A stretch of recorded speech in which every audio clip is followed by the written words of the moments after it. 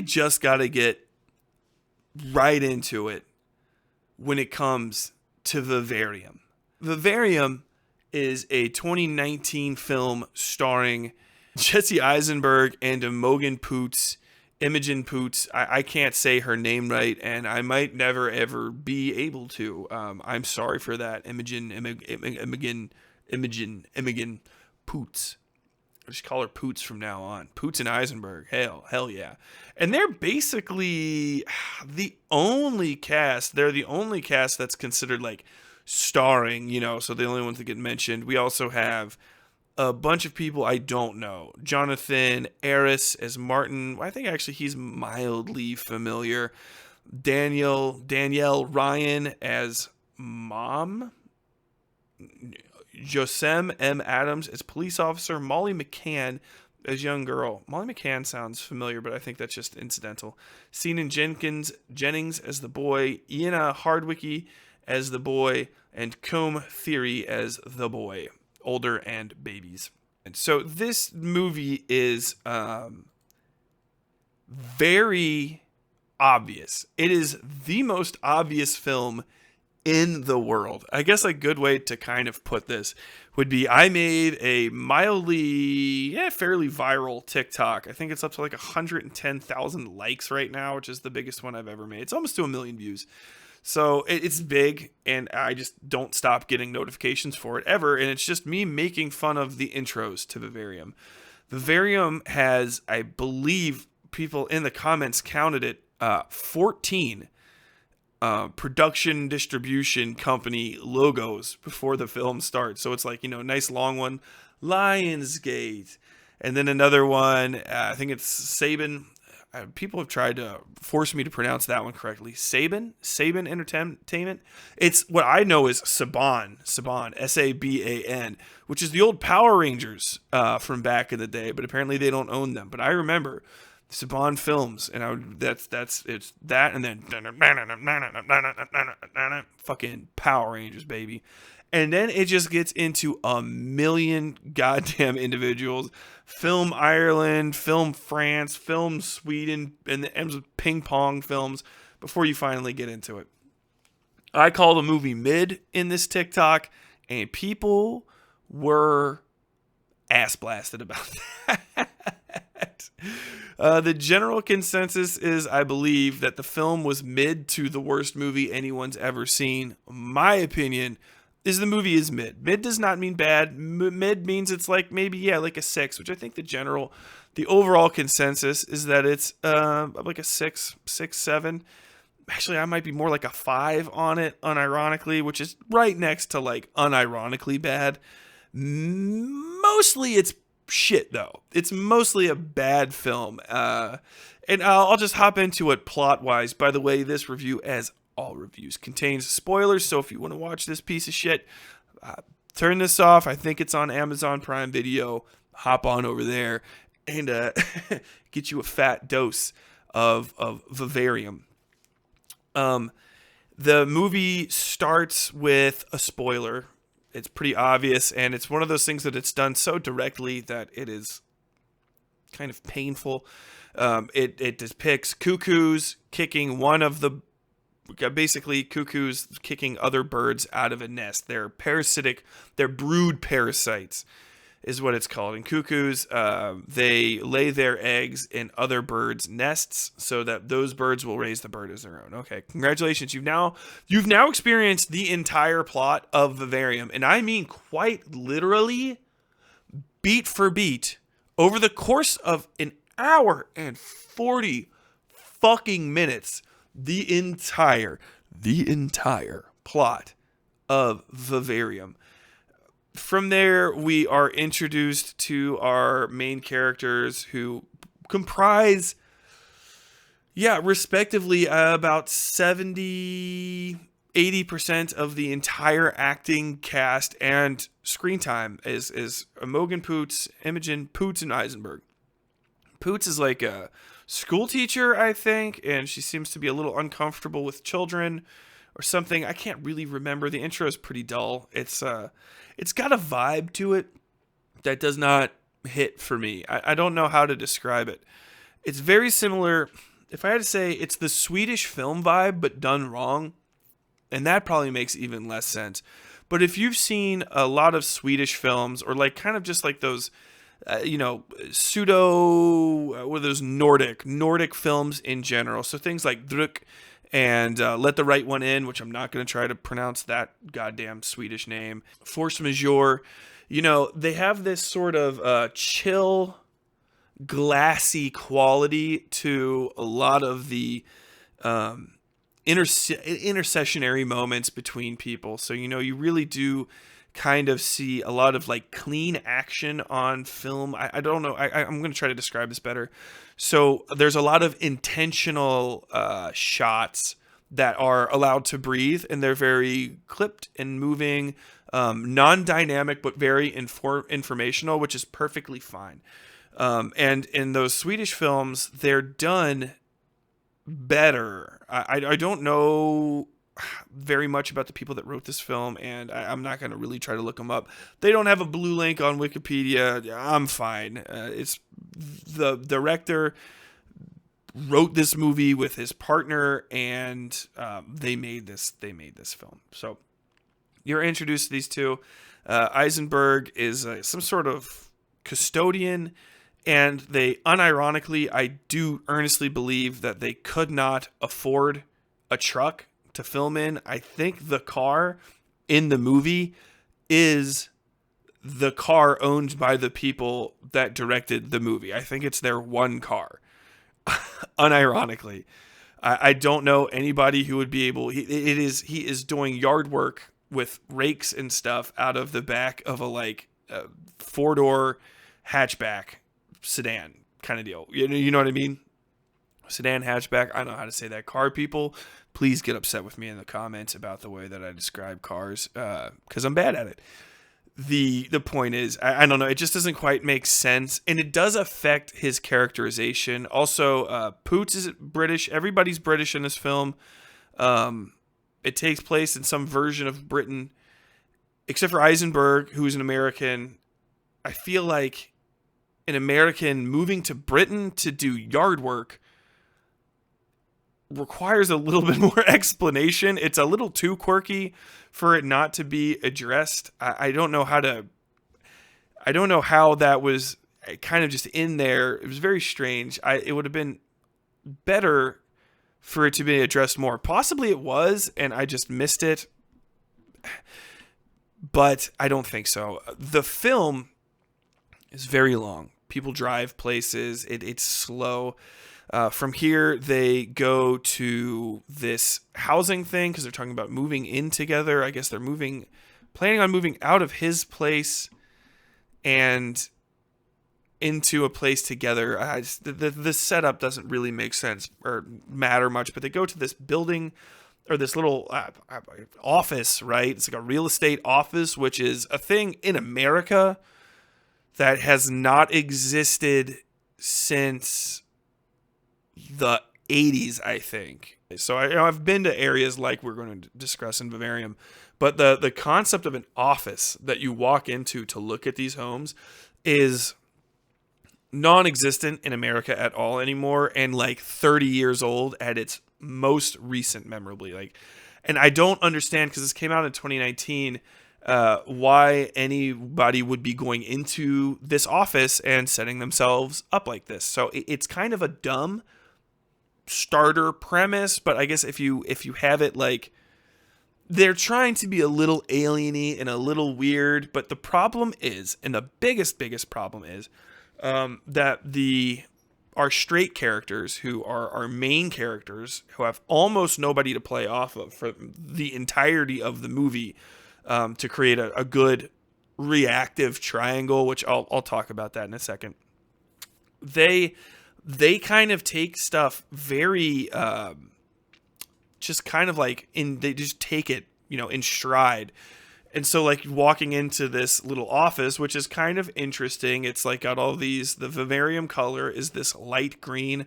I think it's supposed to evoke foliage in a tree because of what it is or something. I don't know. But they go in and it's all these same little houses on these little things, and there's one guy in a black or a white shirt with a little straight black skinny tie sitting behind the thing, and his name's Martin, and he is the one that leads them into the thing. Okay, this is the first spoiler. He's an alien.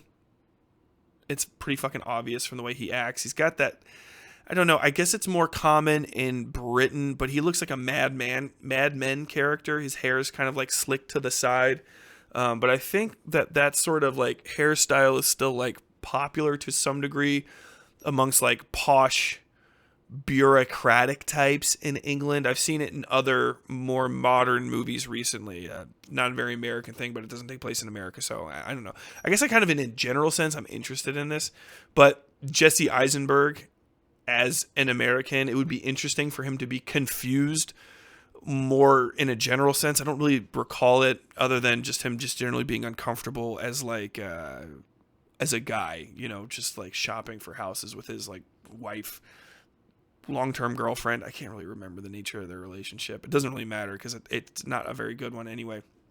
So anyway, just fuck it. They get to the goddamn Vivarium area. A Vivarium is just like a terrarium type deal. It's a thing that you look. Vivarium is like look inside area in Latin. So I believe, or living inside area. But yeah, like it is. They're in a sort of terrarium type thing where they can be observed. It's in the title of the movie. It's kind of a rare word.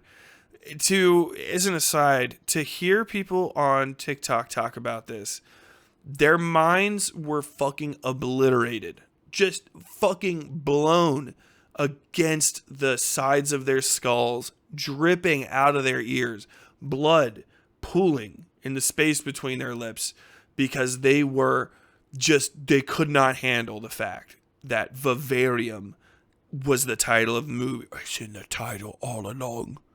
It's truly been a Vivarium. Dumb as fuck. I don't know. It's just, I get it. Like, this is by the way, this is a 1970s sci-fi movie that somebody just did not get produced until well after it mattered. Like, okay, like, I don't know. I don't know if the world's in a housing crisis also, but like in America, just like being able to go and live in the alien's house would be like a fire thing. Housing is so fucking expensive in America that these people would even just be dropped off and allowed to live somewhere would be like a 10 out of 10 moment. But they get dropped off. He leads them around the house. They talk about it. They get a little bit of fucking little wine and shit, whatever the hell. And then they go outside and he's gone, and they try to leave and they end up driving around in circles and they can't get out. And of course, this takes a long time. They are driving around in circles for what feels like forever. It might be like a 5-minute segment. They have arguments about not being able to try to get out. I don't know. I would have kind of been a little bit more relentless. You find out toward the end that this place is like a sort of pocket dimension where you have to be a little tricky to get in and out of it, but also like I don't like that because the rules don't even make sense. Like, how do things get in and out without you seeing them? The rule of the world that the Vivarium exists in is just that if the camera is on something, it's going to be in the world, and if the camera ever blinks off of something for even a second, it might be out of the world. Like, it's the fucking weeping angels from Doctor Who law of cinematic presence. I don't know. But it's very irritating to a degree because it would be more fun. Just, there's a bunch of movies like that. I've seen this movie before. The Matrix is this movie to a degree. You're trapped inside a world that was created to maintain your existence for a nefarious alternate purpose. The Matrix is this film. There's a bunch of anything else that's similar to that is this same film. How do I escape? How do I get out? That sort of thing. And so, like, that should be a subplot, is trying to figure out how to get out of this place, right? Wouldn't that just make any fucking sense? Wouldn't that be the thing you did? in my opinion, just any rational actors. But the thing is our main characters are not rational actors throughout the entirety of this film. Almost nothing they do makes sense. A lot of their actions serve as continuance to the plot once we get past the immediate they arrive. So after they give up on trying to escape from this place, which I probably kind of almost never would have, I don't know, but I digress. They find a baby in a fucking cardboard box and it says, raise the child and be released. Which, okay, all right. If you're at like a 8th grade reading level and you just don't fuck with books, I get it. That was probably the wildest shit for you. If you're in your early 30s, mid to late 20s, having your first kid, I get it. Look, my heart goes out to you. That, you just getting your first allegory in the entirety of your life, fuck yeah. I'm proud of you. Me, the literature teachers that you ignored, all of the books you didn't appreciate up until right now, we're stoked for you. We are so happy that you have just joined anybody that enjoys stories at all up on our 2-inch high hill that you are just now walking up onto. Everybody that is responding to this TikTok favorably for this movie is like, did you not get that it's actually a story about being a young couple forced to raise a child? No. You don't. Also, it's about societal expectations of men and women that they might not like to rise up to, that feel demeaning and maybe even draining to both the soul and the body, because you have to give everything to your child to raise it. Stunning insight. Now tell me, Barney, the dinosaur, was from our imagination. Was he real or not? Oh my God. And you know, I don't know. If you felt like a fucking genius because you figured this movie out, like, go for it. I don't know. I got it. I got it on the first image of the film. I was like, oh, okay. So it's going to be about people raising a fucking kid that they don't want. I get it. And then like they get you get it again and you get it again and you get it again through this movie. And like, I don't know, man. It's just like sniffing your own farts level writing to me. It's very obvious for me, and I not in like I'm so smart. It's like I already get it. Like I feel like I'm sitting in the theater with the people that wrote it the entire film and having them nudge me constantly, going like, "Did you understand that? Did you get it? The reference?" The boy screams when he gets no attention and no food is what he eats. He eats their souls. Like, yes, man. The man goes into the hole and digs every day. It's like the Sisyphean task of labor that a man is expected to provide for his family. But the exhaustive nature of labor makes him tired and cruel and angry, and makes, it builds a wall between him and his family. Oh, no, yes, thank you. Please, more of this subtle, just paper thin, like really thought-provoking imagery. Can I get some fucking more, please? God damn it, dude. It drives me up the fucking wall. I just don't think you could understood the film. The film, with every good thing that happens in it, can be 10 minutes long. Literally, if this was a 15-minute, not even a full 30-minuter of a Twilight Zone episode, just one of them fucking 12-and-a-half-minute episodes, it would be fine. You don't need the entire first scenes. You don't need them at all. You can literally, here's how you rewrite it. If you're ever listening, here's how you do this if you want to be if you want to just be better at writing. Instead of the first 25 minutes, have them arrive at the fucking house. You can save on having sets. You cut off 20 minutes. The first scene, up at the house, have that little squeak. Car stopping, have him in a fucking truck because he's a goddamn blue collar worker. At least he could kind of look like it. And then because the car that they have looks like it fits in that neighborhood. And this neighborhood is a gigantic green plastic monstrosity. People on the TikTok saying, I've never even seen anything like that before. It's amazing. All these samesies houses. Have you ever lived in suburbia? I bet you've never lived in suburbia. I was raised in fucking suburbia. I'm American. It's hard not to be because of the car culture. I grew up there. Also, fucking goddamn Edward Scissorhands. Every fucking Tim Burton film, all of them, every single Tim Burton film has a fucking neighborhood like that. Beetlejuice, I think, has a neighborhood like that. I'm pretty sure Frankenweenie probably does, and I never even saw that stupid fucking film. I think that the one exception to that is probably the ones that just don't get to the suburbs, and still they have that same sort of vibe, where you would imagine the suburbs probably look like that. If you go to Batman and Batman Returns and Sweeney Todd, you know what I'm saying? Like, oh my fucking God. Jesus Christ.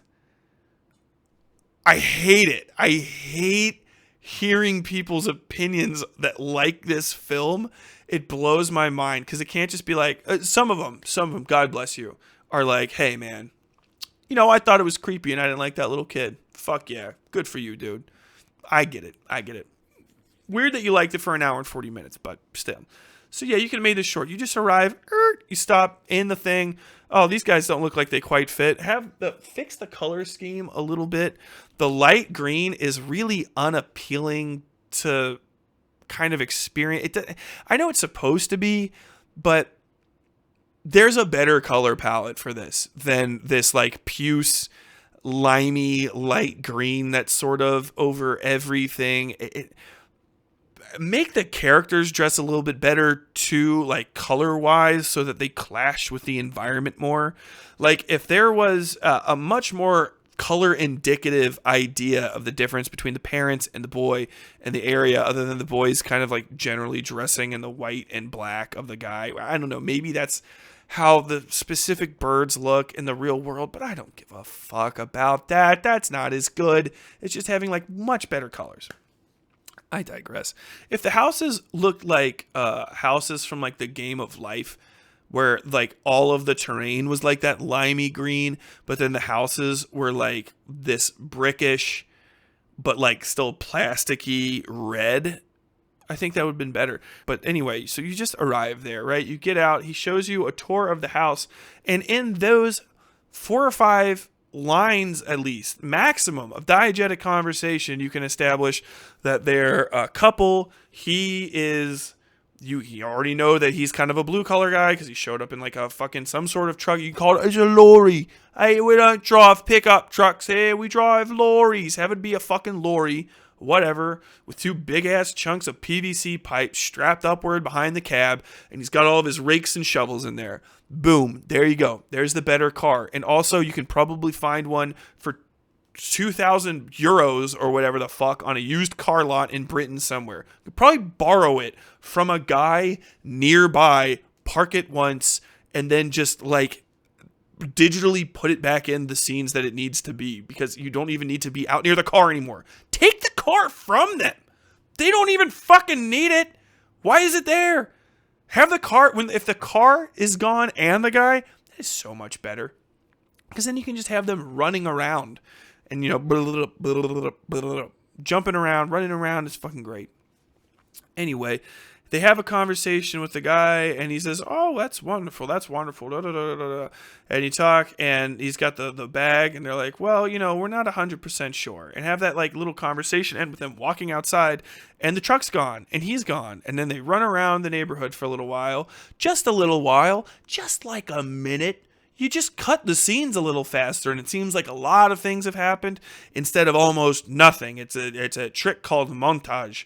And it's really old. Yeah, look it up. It's fucking great. They used it in this old movie called Rocky, and it made it look like he trained for 7 or 8 months, but it actually only took like 2 minutes. They played a song during it called Eye of the Tiger. It was fucking wonderful. It's basic filmmaking. I feel like everybody fucking knows it. Oh my God. So this bullshit fucking, whatever. In the movie, it takes us almost a half hour to get to this goddamn kid, I think. So the baby is dropped off. Here's your first mistake. Is the baby is dropped off and they're unsure about it. And it's like, raise the baby and leave. And if in a better script, they would be more conflicted about it. Me and my wife were watching this film and we looked at each other, locked eyes, and we both said we would kill the baby. Almost instantly. If I'm locked in your insane nether portal and you provide me some object as a hostage, I will fucking murder the shit out of it. I don't give a goddamn. Then it's actually fast in the film. They get the baby, they say they're gonna raise it, and then it cuts to like the immediate next scene, and the baby is like a 12-year-old boy. And then this is when you're introduced to the boy, which is one of the most awful things ever. How you don't kill it, beyond me. So it is, the thing is based on a bird, right? The alien species is a bird species. They look like humans the whole time, except for some mild special effects. I mean, as mild as it gets. So he screams and he opens his mouth like a bird, which it doesn't work really, because human mouths aren't bird mouths. So he just looks like a hungry, normal child. It's not as intense. A bird's open mouth looks like this fucking big compared to its head. Human mouths are these tiny little things. So if like a little baby's just like, you're just like, all right, yeah, put fucking here, a little bit of food. I mean, I guess to a degree, but if you're trying to make him like unsettling, he's already walking around talking with this horrific man voice. He has a normal little kid's voice, very quiet, and then like an adult man's voice over the top of it. So he's like, I think his first line is like, "Hey, look at me, I'm growing like a dog." And then my wife said, "Kill it." She just literally just said, "Kill it" in my house. Which, I don't know, I guess that's the effect that you're trying to go for. If the point of this movie is to like make me hate these people for not murdering a child, it's fucking 10 out of 10. 10 out of 10 film. But then you get into the movie at this point, and for the next like fucking hour, it's just them for some reason not murdering this child. I don't get it. None of the interceding scenes are of particular value.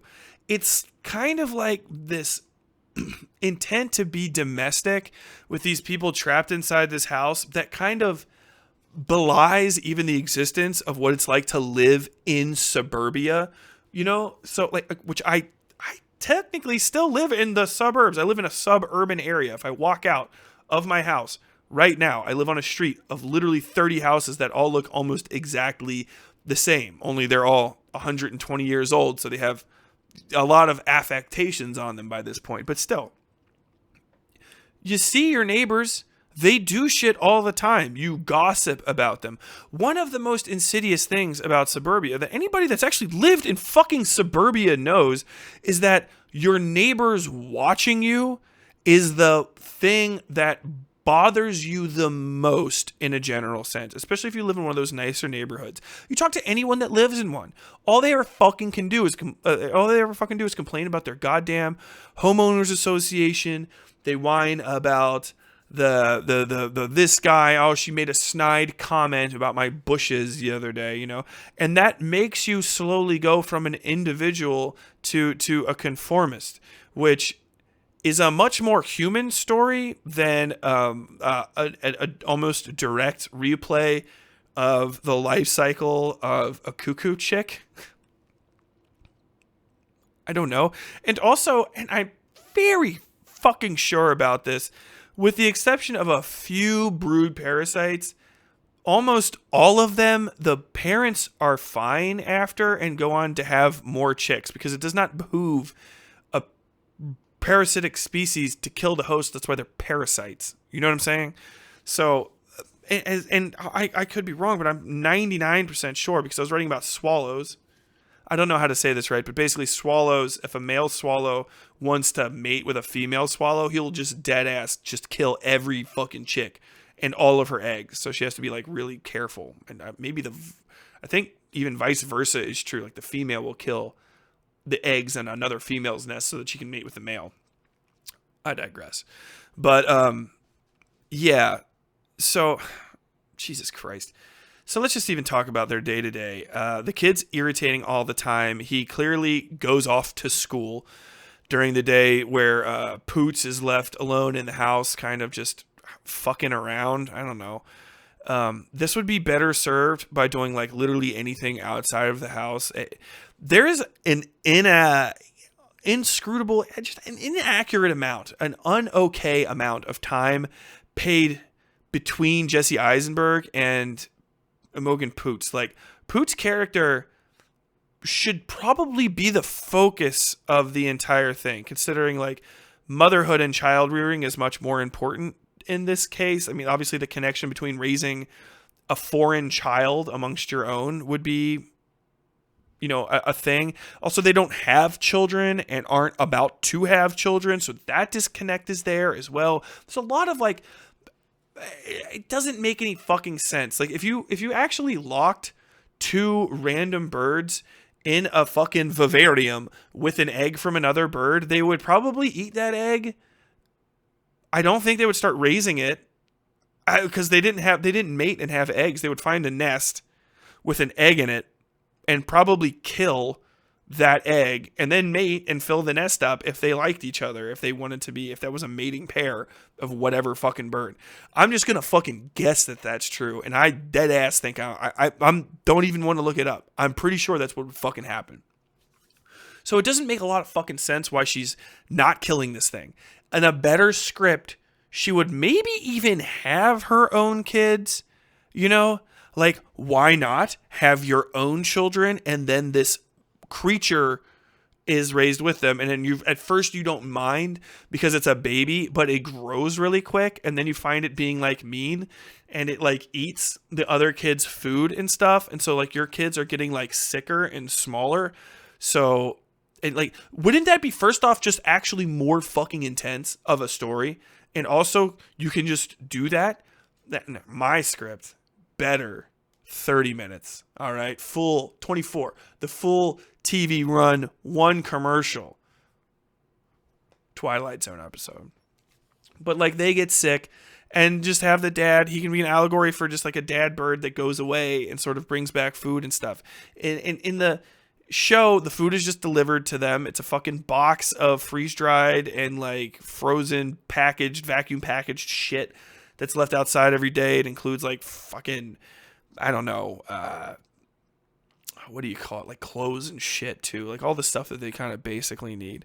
And they open it up and they go through it. And I feel like they just do that a bunch. It's like a long montage. The entire movie feels like a elongated montage watched at fucking 0.25 speed. Crushingly boring. I mean, I was checking my phone during it. I was like just standing up to go get a drink, doing whatever. I'm looking at my rabbits play a lot. This is just not a very gripping film. Eisenberg's character spends the entirety of the film digging a hole in the front yard because he sees like a flicker on the grass or like some sort of brown patch in the dirt. And so he decides to spend the entirety of his film digging a fucking like 30 foot by 4 foot wide hole into the ground. And no. What? Why? Because I guess he thinks he's going to get out that way. But like, that's the dumbest fucking shit. That makes no fucking sense. There's no indication that these things went out through the ground until the end of the movie after he's fucking dead. And I digress. And they still don't go under the ground. So like your escape attempt is to go straight down. But that's just fucking bedrock after a while. Like, you got to go sideways to dig a tunnel out of something. Like, anywhere on Earth, if you just start digging down, you're not going to reach a spot where you fall back into the real world. And if that's going to be the case, that needs to be a little bit more obvious. You know what I mean? Like that needs to be kind of explicated to some degree. Like the analogous nature of the film is not good enough to carry the action on screen. It does not for me, and probably for all of the people that didn't like the movie. It really just does not carry enough weight for you to be like, oh, I wonder what's going to happen next. Like, it's pretty fucking obvious what's going to happen. It's an unhappy ending film. Who gives a shit? European sci-fi is always an unhappy ending. I swear to God. But he just digs down. Over the course of like 40 fucking minutes, he finally finds vacuum sealed bodies down there and whatever. During the entirety of this, he gets like sick. Why he's getting sick, never explained. There's no indication of his sickness other than just a general unwellness that he's going through. And it's like, it's not like I need this explained to me to get it. It's just, why? Like, what in the fuck? Like, they're just going to get sick? It's convenient for you as a filmmaker for them to not be able to walk away from this, which would unironically be the much more interesting ending. It would be better than the ending that we get tenfold. Oh my fucking God. So what does happen is he goes down there, he gets really sick, and the boy, he dies, I think. And the boy is, at that point, the boy becomes an adult that's going off to do stuff. I think there might be 2 versions. Yeah, I think he's like a teenage, like an older teenage, like a 19-year-old version of the boy. And then like, but only for like 10 minutes. And then he is the like mid-30s version of the boy that is at the ending. But I digress. So he fucking finds him, and then he puts him in a vacuum seal bag, and Jesse Eisenberg is unceremoniously dumped out of the movie. And that's like all that Jesse Eisenberg brings to this film. And it's not that Jesse Eisenberg's like a bad actor or anything. He just literally has nothing to do this entire film but scowl and dig a hole. And I don't know, if you want to say that that's a commentary on the modern American man, I think that honestly you're a fucking dickhead. Like, that is the weakest, most bullshit fucking, this is what it's like to be a man working for his family. That is divorced dad energy, the character, and fuck it. Fuck it in half, fuck it all the way out past the rim of the Vivarium. I don't even know how to say that even more cleverly. It's dumb. It's bad. They wasted Jesse Eisenberg, who probably was most of the cost of the movie, between him and Imogen Poots. But I know Eisenberg's just a bigger name. He's been in some of the biggest movies ever made that were billion-dollar productions. He was in the fucking Social Network. He was in fucking Adventureland, Zombieland. Was he in Adventureland and Zombieland? Huh. Zombieland 2, which I haven't seen yet. And, you know, just a bunch of fucking films. Jesse Eisenberg, he's everywhere. But he's wasted. And Imogen Poots, I'm pretty sure I've seen her in other stuff, and she's a pretty decent actress, probably really good. She doesn't have a lot to do in this because her character's badly written. All she does is whimper and piss and moan, and for some reason in the middle of the movie decides she wants to not starve the kid to death when he's already very irritating, and it's painfully clear that they're going to be kept there until they probably die. Very dumb. The only interesting part of the movie happens after Jesse Eisenberg's death near the end.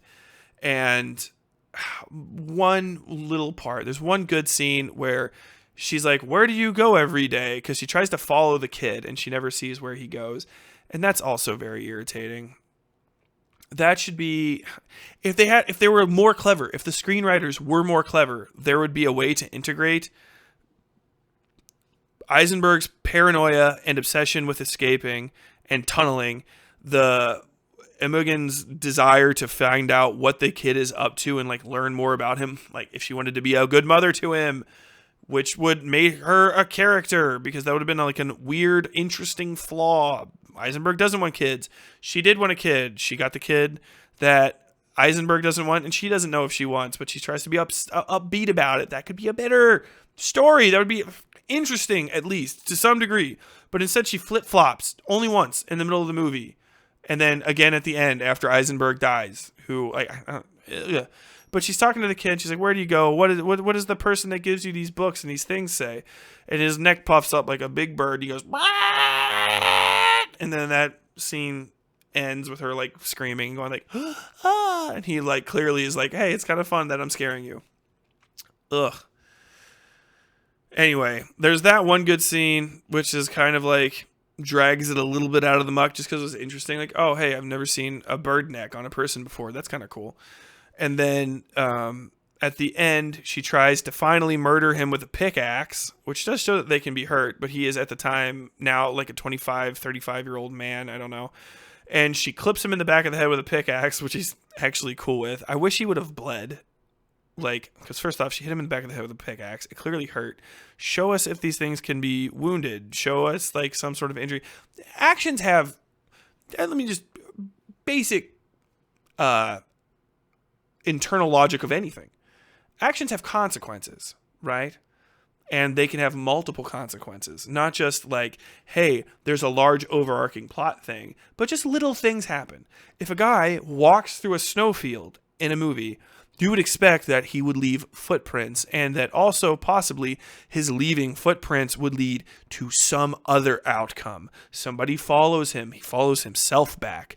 He tries to follow his footprints back, but there's more footprints. You see how those are all like things, right? So she hits this thing with a pickaxe. It screams and runs, leading us into our next scene. But there's so many other things you can do with that. Does it have a different skin underneath of its skin? Does it bleed? She can follow the fucking blood trail around, and it could have led her through the next bizarre scenes, which happen. You know, things could have come of her hitting him with the pickaxe. He gets hit and immediately squalls and runs away. Blah! Like a fucking little monster. That was a chance for that actor to turn around and give some sort of reactive expression to, oh, my surrogate mother just hit me with a pickaxe. It could have been a knowledgeable look. It could have been a completely alien look. His neck could have bulged up and he could have like done the really big scream. He could have seemed coward. He could have seemed betrayed. He could have had all of these potential reactions to it. But as far as I know, it's just, and I can remember, it's just, bloop, just runs away. There we go. And he goes and he picks up the edge of the sidewalk like it's a rug and then crawls away underneath it on all fours. Cool. All right. Hey, that was the first interesting thing to happen in 15 minutes. And that last thing, there was like a half hour between that and anything interesting that happened. She runs after him into this weird tunnel thing. That can happen. How that happens? Is he immensely strong? Is there like something that only allows him to go through there? Like Jesse Eisenberg spent the entire movie digging. He could have at some point seen the thing dig a bit or something of that nature. Like the only really interesting sequence in the entire film happens immediately afterwards. She goes into this like extra dimensional space where she keeps sinking through the floor and seeing other families raising other versions of this baby thing. And they're all the same like creepy looking kid with slight variations to how it's dressed. And it likes to watch the adults fuck. I don't know why. I think that's just put in there to be weird, but it would be better if there was something interesting about that. And I guess it's supposed to be, you know, a commentary or some degree of comment on how they're being observed in their vivarium. Title drop. But it kind of goes and it ends. The color palette's very interesting. It's very weird. It's got swimminess to it. And she's constantly sinking through the floor, which is really unsettling. But then she ends up back in number 9, which is her spot, right? And because of, I don't know, rolling through that little area, she is now just sick, like Jesse Eisenberg. In a better movie, there would be something going on with that sickness. just like a little thing. Just give me some fucking good old fashioned handkerchief cough with the blood in it. Something like that. But they're really just like, they look like me after my fucking second bout of COVID. It's pathetic. And really dull. And then so they get to her final lines in the movie, and it's supposed to be, I don't know. I think it's supposed to be kind of like the entirety, like almost like an internal log line in a summation of it, like the heart of the entire thing. What the hell do they call that from a paper? The thesis of the film. And he is like, she says something to him, like basically like, why? He goes, "Oh, silly mother.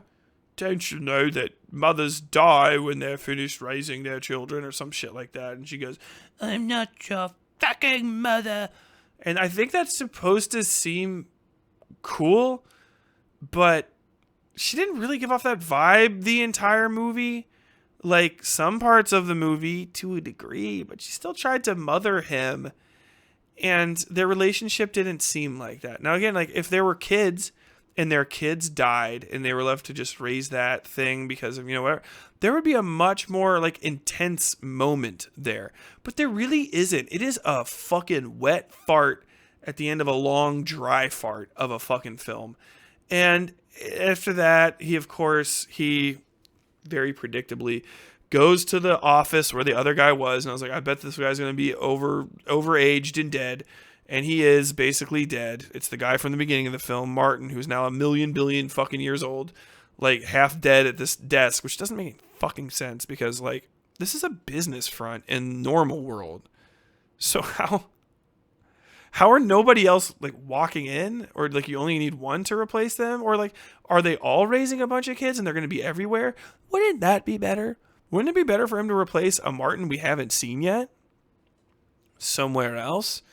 Like we're spreading. I don't know. That's just like a little bit of. I didn't get my movie made. I haven't really tried to make one, but I'm just saying, if you're gonna try to write a fucking script, just maybe little things like that. Just make stuff better. Makes the story rounder, a little fuller, a little chocolatey.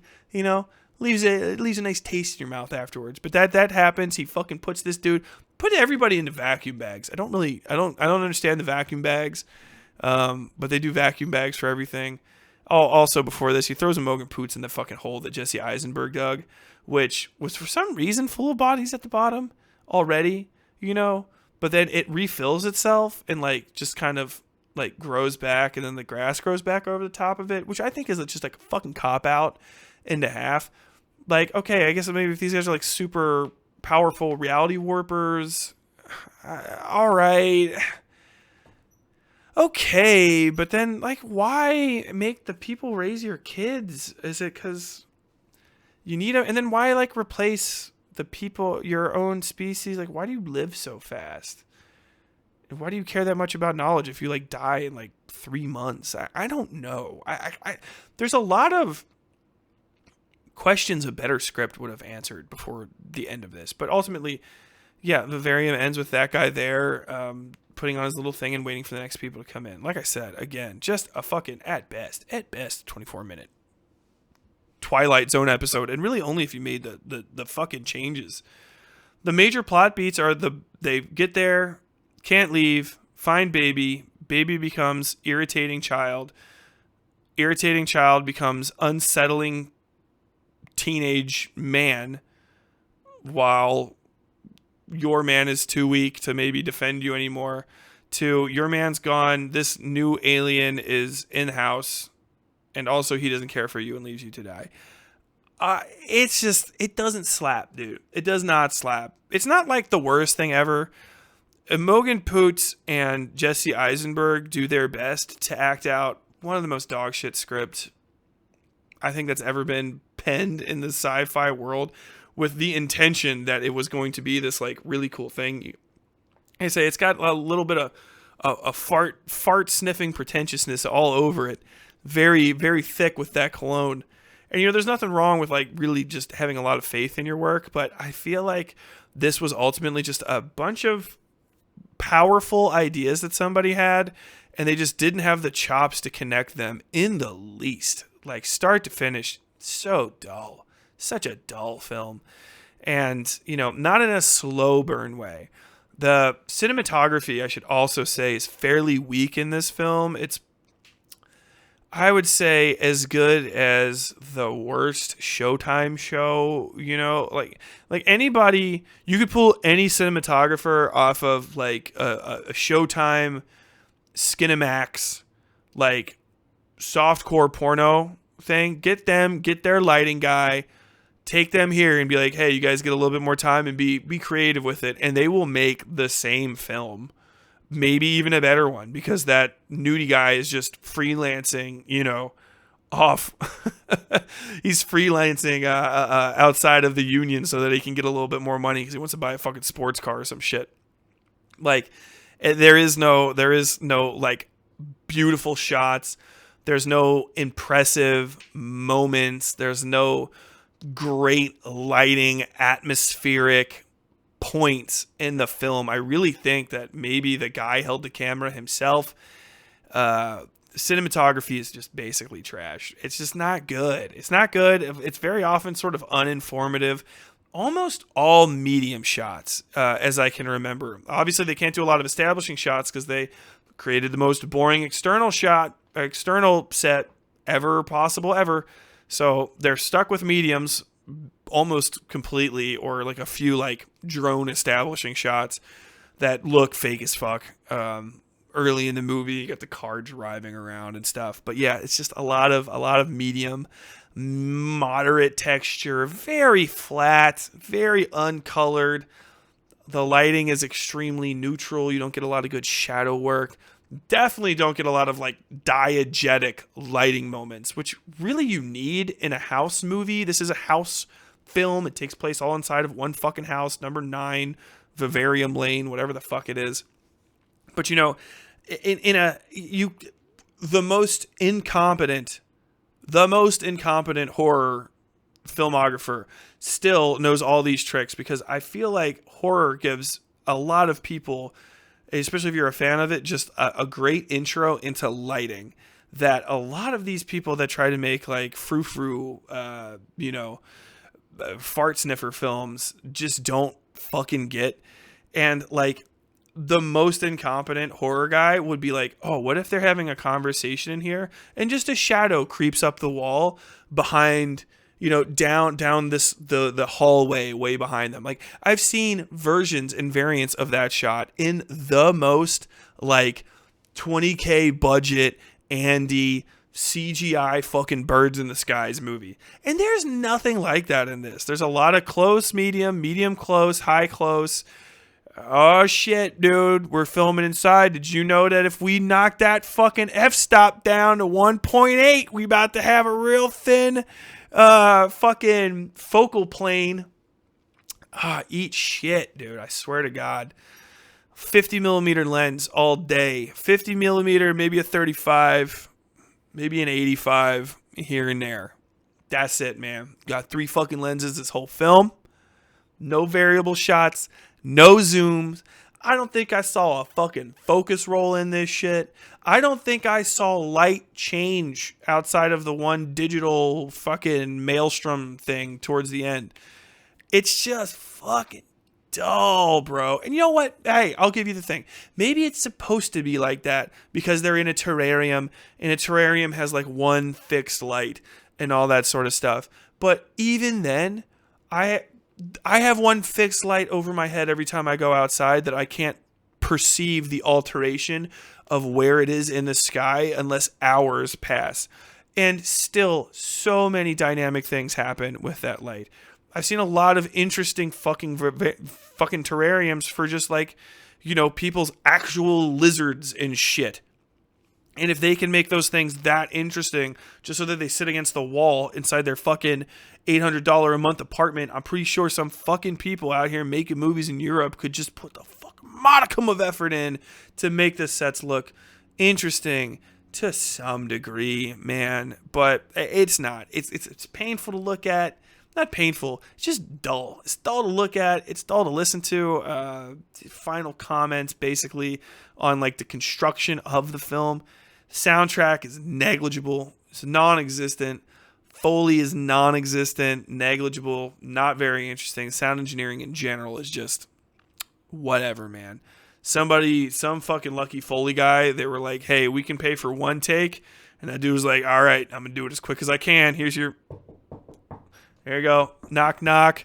Got a little, oh, that's the cars moving. All right. Okay, cool. We're done. We finished up. Just blown out. Hey, we got like 3 scenes where we got to make a cool fucking, a cool sound. The guy's like, all right, cool. Did the neck thing. Dunzo.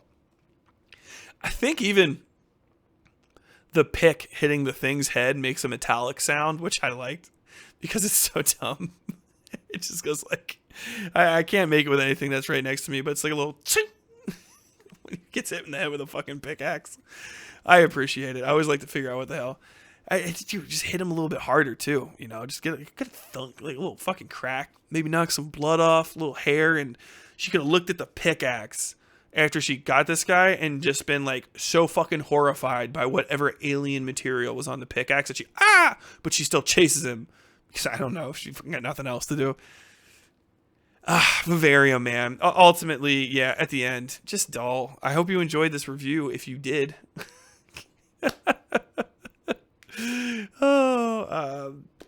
let me know.